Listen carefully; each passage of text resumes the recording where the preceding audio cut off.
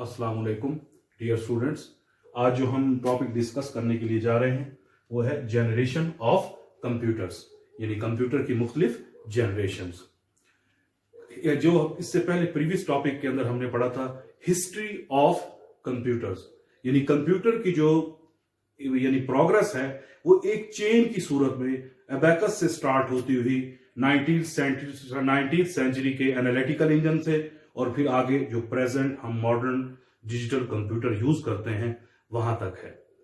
जो कंप्यूटर की जो ये जनरेशंस है इनको हम किस बेस के ऊपर 5 हिस्सों में हम इस 5 जनरेशंस के अंदर हम इसको क्या करते हैं, डिवाइड करते हैं।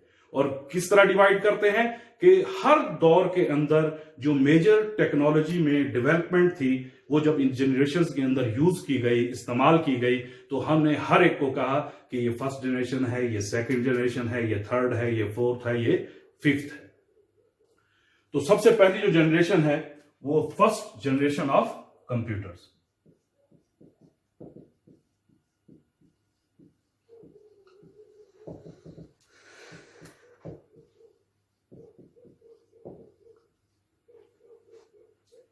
फर्स्ट जनरेशन ऑफ कंप्यूटर्स के अंदर जो मेन टेक्नोलॉजी यूज की गई उसका नाम था वैक्यूम ट्यूब।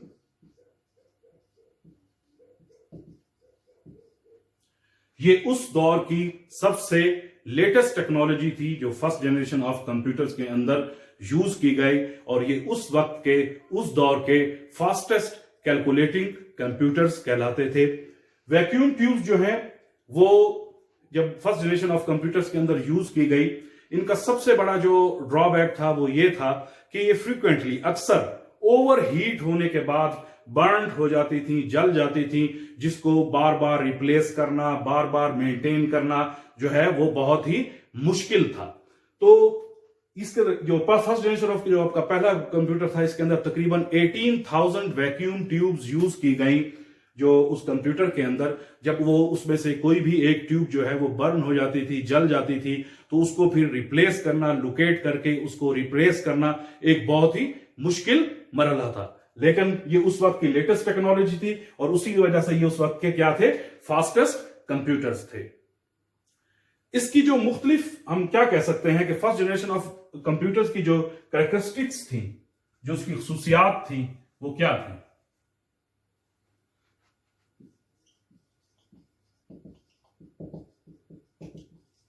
फर्स्ट, इसमें वैक्यूम ट्यूब्स यूज किए गए जो उस वक्त की लेटेस्ट टेक्नोलॉजी थी। उसके बाद इनकी जो स्पीड थी वो क्या थी, स्लो थी, और जो इनकी मेमोरी थी वो क्या थी, एंड मेमोरी स्मॉल थी।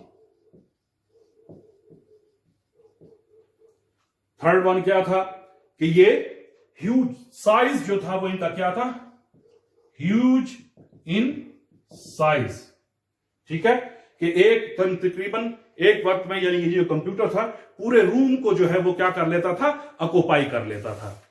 और जो है इसके अलावा जो है साइज ज्यादा होने की वजह से ये जो है वो एक्सपेंसिव थे। फोर्थ आप क्या कह सकते हैं, एक्सपेंसिव थे और अनरिलायबल थे।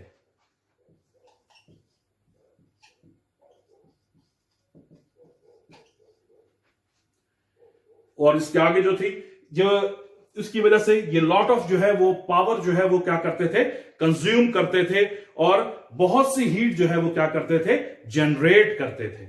इसकी जो है प्रॉपर्टीज के अंदर क्या था,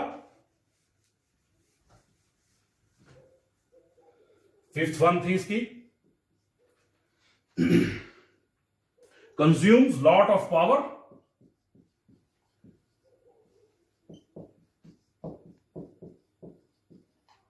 and generate lot of heat। जब ये हीट और वो प्रोड्यूस करते थे, लॉट ऑफ हीट प्रोड्यूस करते थे, तो इसके लिए उनको एयर कंडीशनिंग रिक्वायर्ड होती थी जो इनको ठंडा रखने के लिए यूज की जाती थी।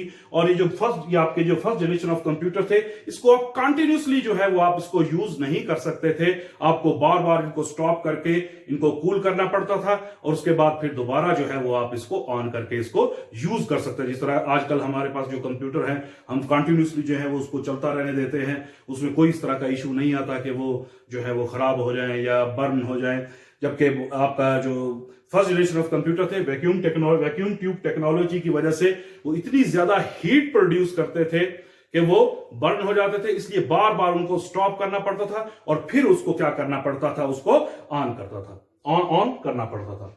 इसके अंदर जो इनपुट थी वो एज ए पंच कार्ड जो है वो आप इसके अंदर यूज करते थे। Input as punch card. और इसके अलावा जो आप इसकी आउटपुट है वो जो है आप किस तरह यूज करते थे, किस तरह इस्तेमाल करते थे, एज एन इलेक्ट्रिक, यानी ये आउटपुट जो है वो किस पे यूज करते, किस पे ऊपर लेते थे, इलेक्ट्रिक टाइपराइटर पर।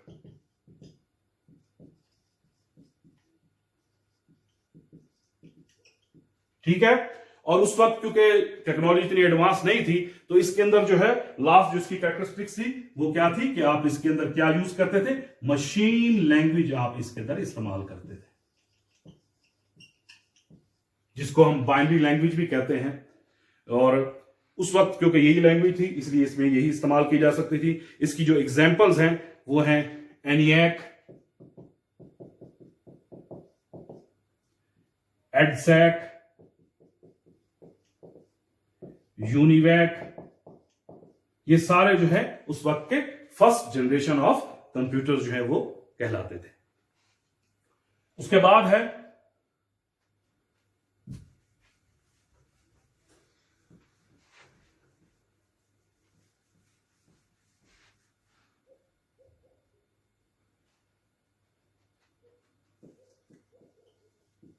Second generation of computers.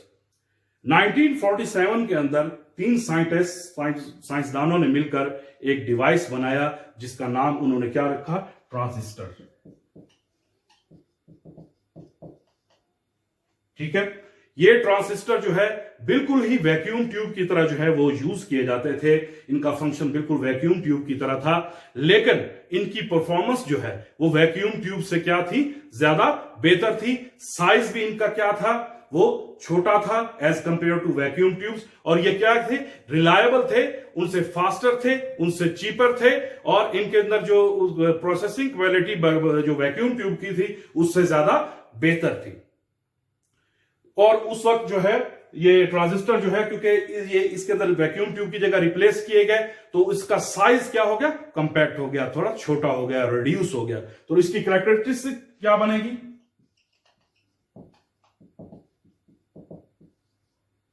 Number 1, vacuum tube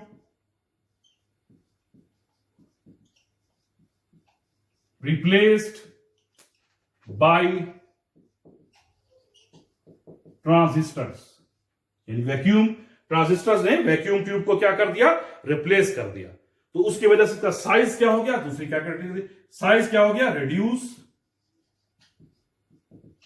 in size, size इनका रिड्यूस हो गया। और इनकी स्पीड क्या होगी, इंक्रीज हो गई। Third one, increase in speed and generate less heat as compare to first generation of computer. और उनकी मेमोरी कैपेसिटी भी जो फर्स्ट जनरेशन ऑफ कंप्यूटर से उनसे ज्यादा बेहतर थी। इनकी मेमोरी कैपेसिटी, यानी आप फोर्थ कह सकते हैं कि इनकी memory capacity is better than first generation of computers.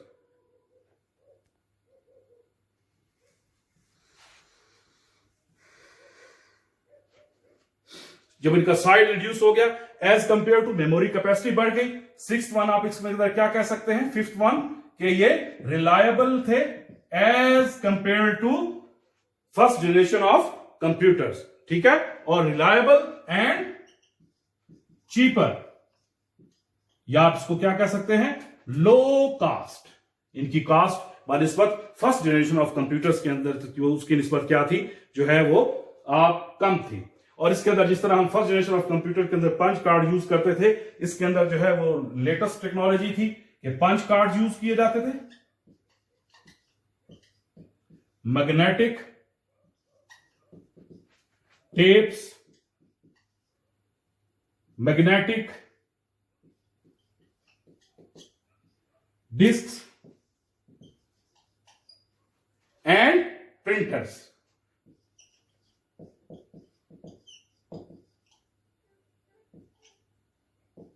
इस जनरेशन के अंदर यूज किए जाते थे। और इसके अंदर फर्स्ट टाइम जो है वो क्या था कि असेंबली लैंग्वेज यूज की गई।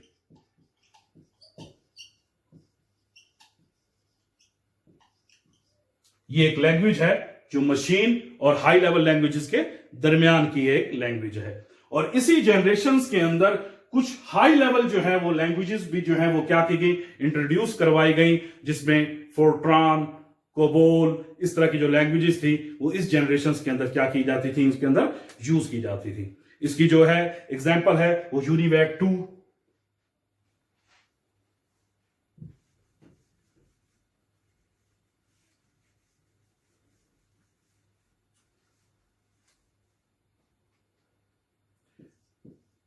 यूनिवैक 2, इसके अलावा IBM 7030,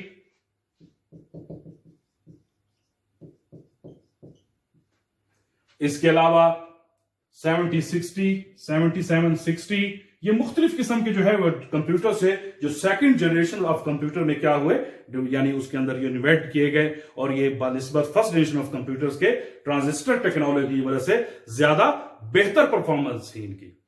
उसके बाद है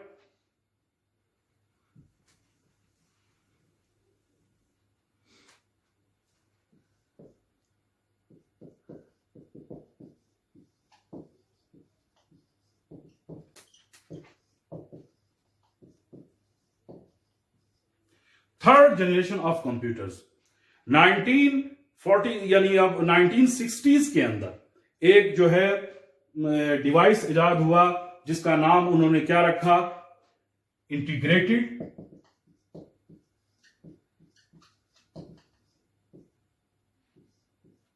सर्किट, जिसको हम आईसी भी कहते हैं।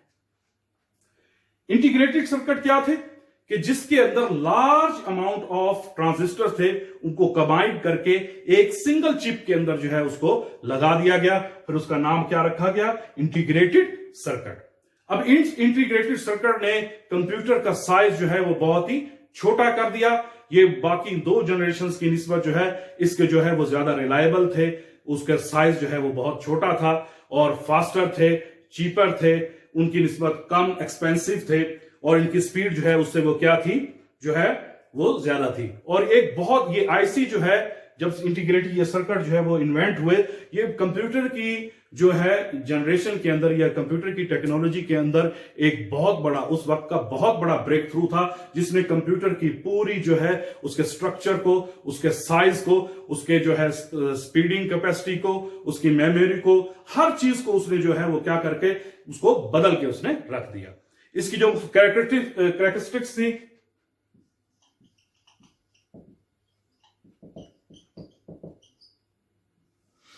नंबर 1 आप कह सकते हैं कि इसके अंदर क्या यूज किए गए, आईसी चिप्स यूज की गई, जिसको हम क्या कहते हैं, इंटीग्रेटेड सर्किट्स।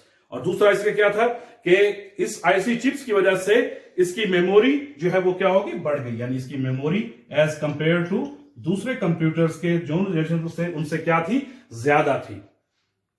और जो है इसकी वजह से यानी मेमोरी बढ़ गई, साइज इसका रिड्यूस हो गया। साइज इसका क्या हो गया, मोर रिड्यूस इन साइज। उसके बाद फोर्थ वन आप इसको कह सकते हैं कि क्या थी, कि लेस इलेक्ट्रिसिटी, कम इलेक्ट्रिसिटी यानी कम बिजली इनको रिक्वायर्ड थी। एयर कंडीशनर भी जो है वो इनको कम चाहिए था और इनका साइज जो है वो रिड्यूस हो गया और ये मोर रिलायबल थे as compare to second generation of computer. और फर्स्ट टाइम इसके अंदर कीबोर्ड, एज एन कीबोर्ड और मॉनिटर जो है उसका कंसेप्ट लाया गया। यानी ये बहुत बड़ी अचीवमेंट थी कि इसके अंदर क्या था, keyboard and printer and monitor, ये इसकी बहुत बड़ी जो है वो कामयाबी थी। और इसके अंदर जो बहुत बड़ी इसकी अचीवमेंट वो क्या थी कि जिस तरह पहले आप जो है इससे पहले वाली जनरेशन के अंदर जो आप कंप्यूटर थे वो चंद एक चीजों के लिए मखसूस यानी ज्यादा बड़े पैमाने पर आप उसको यूज नहीं कर सकते थे। इसके अंदर जो है वो आप जो है जो बहुत सी एप्लीकेशंस थी वो एट अ सेम टाइम जो है वो आप इसके अंदर यूज कर सकते थे। यानी एक वक्त में ज्यादा एप्लीकेशंस जो है, जो आजकल के भी कंप्यूटर्स की बहुत बड़ी कैपेबिलिटी है, बहुत बड़ी सलाहियत है। इसी तरह थर्ड जनरेशन के अंदर कंप्यूटर के अंदर फर्स्ट टाइम यानी बहुत सी जो आप उसकी जो एप्लीकेशंस थी वो एट अ सेम टाइम आप उसके अंदर उसको क्या कर सकते थे, उसको यूज कर सकते थे। इसकी एग्जांपल्स के अंदर है IBM 360, यानी जो थे IBM 360 सीरीज थी इसके अंदर, और इसके अलावा जो है वो क्या था, Borg 6700,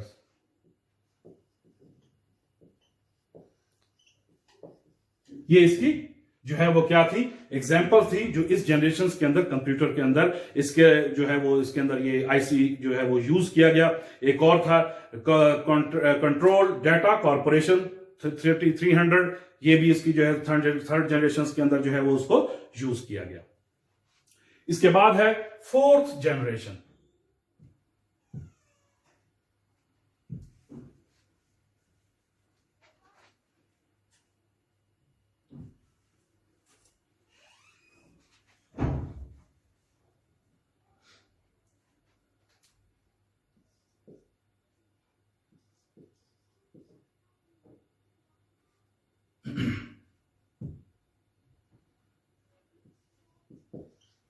fourth generation of computers, इस जनरेशन के अंदर प्रेजेंट जनरेशन भी आप इसको कह सकते हैं। इसके अंदर जो टेक्नोलॉजी यूज की गई उसका नाम था LSI, large scale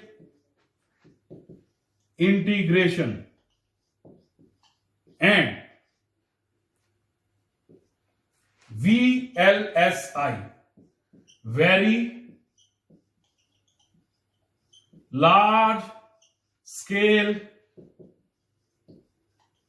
integration chips इसके अंदर यूज की गई, जिसके अंदर मिलियंस ऑफ ट्रांजिस्टर जो हैं वो एक सिंगल चिप के ऊपर जो है उन्होंने लगाए। उससे कंप्यूटर की स्पीड जो है वो तकरीबन नाकाबिले यकीन हद तक जो है वो बढ़ गई। और इसी के अंदर जो है इन्वेंट हुए बाद में माइक्रो प्रोसेसर, जो आज भी यूज किए जाते हैं। माइक्रो प्रोसेसर क्या है कि एक ऐसा चिप कह सकते हैं कंप्यूटर के अंदर लगी है जिसके अंदर मिलियंस ऑफ ट्रांजिस्टर्स लगे हुए हैं, और वो तमाम कंप्यूटर्स की जितनी भी इसके अंदर एप्लीकेशंस वगैरह हैं, जितना भी इसके अंदर डाटा है, उस तमाम को वो क्या करते हैं, सिंगलली उसको हैंडल करते हैं। इसकी कैरेक्टरिस्टिक्स क्या थी,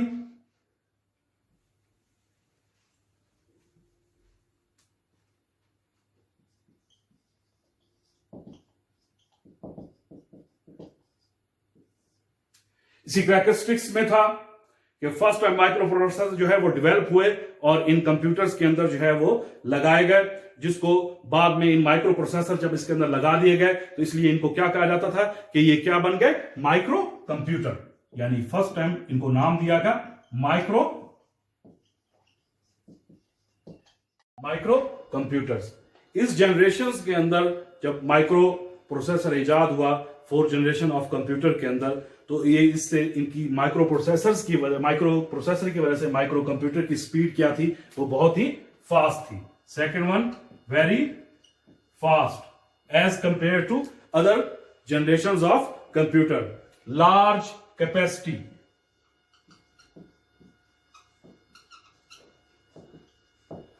as compared to other generations, and very reliable and use advanced input output system.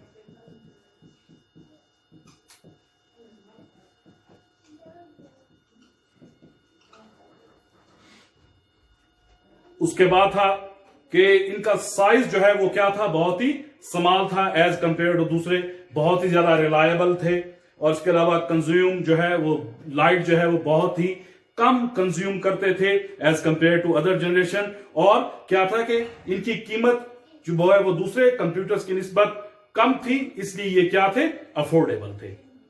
और इसके अंदर जो सबसे और बड़ी क्वालिटी ये थी कि large variety of softwares, multimedia softwares, entertainment softwares, educational softwares, ये सारे आप इस जनरेशन के अंदर, इस जनरेशन के कंप्यूटर्स के अंदर आप इसको यूज कर सकते थे। किसकी वजह से? माइक्रो प्रोसेसर्स की वजह से। और इसके अंदर फर्स्ट टाइम जो है वो कंसेप्ट आया जिसको हम कहते हैं GUI सिस्टम। GUI सिस्टम, जिसका मतलब क्या है? ग्राफिकल यूजर इंटरफेस, जिसकी सबसे बड़ी एग्जांपल जो है वो विंडोज है, जो आप हर कंप्यूटर के अंदर जो है वो आप यूज कर सकते हैं। और इसके अंदर जो इन ऑपरेटिंग सिस्टम, यानी जब आप इसके अंदर विंडोज यूज कर सकते थे, हर किस्म का सॉफ्टवेयर जो है वो उसको वो सपोर्ट करती है, चाहे वो मल्टीमीडिया का सॉफ्टवेयर हो जिसके अंदर ग्राफिक्स हैं, टेक्स्ट है, वीडियोज हैं, साउंड्स हैं, वीडियो क्लिप्स हैं, ये सब आप कंबाइन करके उसके अंदर आप इसको यूज करते हैं। और इसके अंदर जो है वेरी जो लार्ज, यानी इसके अंदर जो लैंग्वेजेस यूज की गई, इसके अंदर हाई लेवल लैंग्वेजेस थी, जो बड़ी एडवांस लैंग्वेजेस थी, जिसके अंदर आप जो है वो क्या कह सकते हैं, C++, जावा, विजुअल बेसिक,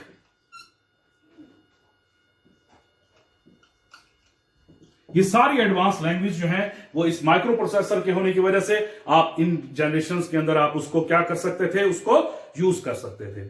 और इसके अंदर फिर एक और टेक्नोलॉजी जो अभी भी यूज की जाती है, जो एक बहुत बड़ी एडवांस, जो बहुत बड़ी यानी एडवांस टेक्नोलॉजी है, बहुत बड़ी अचीवमेंट है, जिसको हम क्या कहते हैं, वायरलेस टेक्नोलॉजी। जिस तरह आपने देखा होगा कि हम wireless keyboards, wireless mouse, wireless printers, wireless scanners, आप कैमरास यूज करते हैं, ये सारे डिवाइसेस इस माइक्रो प्रोसेसर की वजह से जो है वो इतने यानी इस कैपेबल हो गए, उसके अंदर ये कैपेबिलिटीज आ गई कि इन तमाम डिवाइसेस, इन तमाम सॉफ्टवेयर को वो क्या करता था, सपोर्ट करता था। इसके अंदर जो है जो इसके एग्जांपल्स के अंदर आते हैं वो है, आप यूज करते रहे core 2, dual core 2 Pentium series आपकी, इसके अलावा जो है core i3, core i5, core i7, ये सारे वो कंप्यूटर्स हैं जो आप फोर्थ जनरेशन ऑफ कंप्यूटर के अंदर उसको इस्तेमाल करते हैं। इसके अंदर फिर बहुत सी कंपनियां आपने हैं, जिसके अंदर डेल है, HP है, उसके अलावा IBM है, इसके अलावा आपकी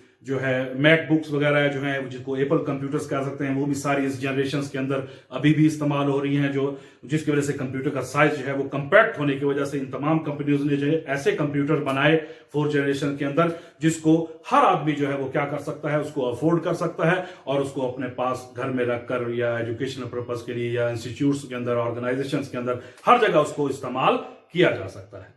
इसके बाद जो लास्ट वन है इसकी वो है फिफ्थ जनरेशन।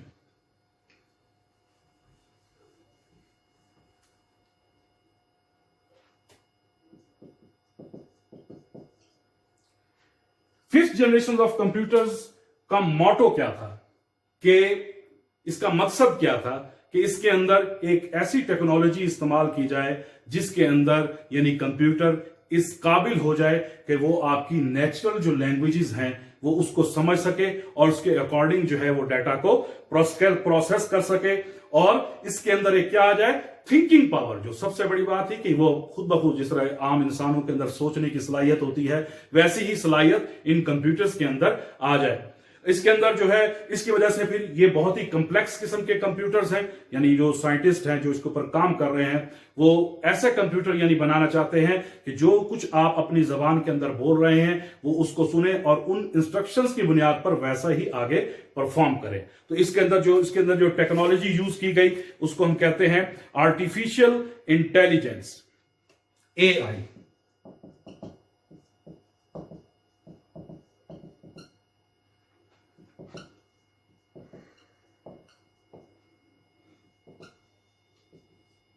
आर्टिफिशियल इंटेलिजेंस यानी जिसको मसनूई जहानत भी कहा जाता है। इसके फिफ्थ जनरेशन ऑफ कंप्यूटर्स जो हैं वो ऐसे यानी उनकी यानी इस जनरेशन यानी इस तरह के जो है वो आपके कंप्यूटर्स बनाने की वजह से वो क्या था कि आप अपने जो है इसके अंदर आप जो प्रोग्राम्स वगैरह लिखते हैं, जो इंस्ट्रक्शंस वगैरह लिखते हैं, उनको मिनिमाइज किया जा सके, उसको कम से कम रखा जाए, यानी कम से कम इंस्ट्रक्शंस के अंदर आप अपने डिवाइस से, अपने कंप्यूटर से ज्यादा जो है वो आप काम कर सकें। और इस जो है कंप्यूटर्स ने वो यूजर्स को अलाउ किया कि वो अपनी नेचुरल लैंग्वेज के अंदर जो है उससे वो जो है नेचुरल लैंग्वेज जो है उसके अंदर उसको क्वेश्चन कर सकें और वो उसके मुताबिक उसको आंसर कर सकें। और इसका जो एग्जांपल्स हैं वो आपके पास रोबोट्स हैं और एक्सपर्ट्स सिस्टम हैं।